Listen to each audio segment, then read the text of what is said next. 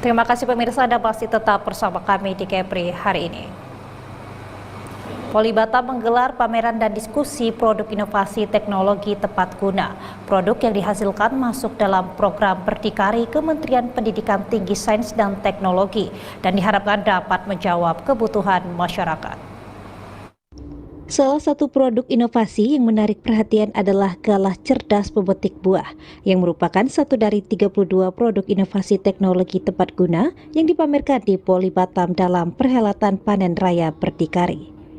Galah cerdas pemetik buah ini dihubungkan dengan smartphone, dapat mendeteksi kematangan buah dan sudah bisa digunakan untuk memanen cengkeh, mangga, dan matoa hanya dengan menggerakkan tuas pada galah.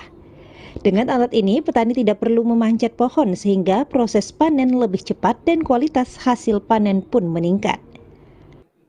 Ini bisa panjang hingga 5 meter, jadi untuk petani nggak sulit-sulit lagi untuk harus memanjat ke dahan yang tinggi.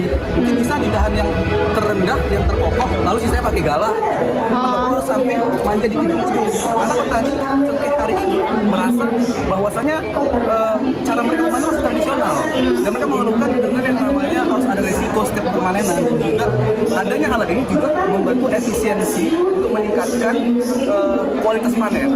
Karena sering petani manjat dan dahannya patah itu merusak hasil panen, sehingga batang cengkeh nggak tumbuh lagi, Bang. Ada yang inovasi terobosan ini kami harap bisa membantu seluruh petani Indonesia, petani cengkeh yang nantinya juga bisa dikomersilkan.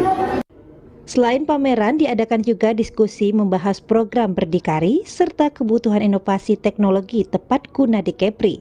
Poli Batam berharap dapat mengambil peran untuk meningkatkan perekonomian daerah melalui inovasi teknologi. Poli Batam dalam 1 bulan ini mengadakan Disnatalis, banyak rangkaian yang kita lakukan.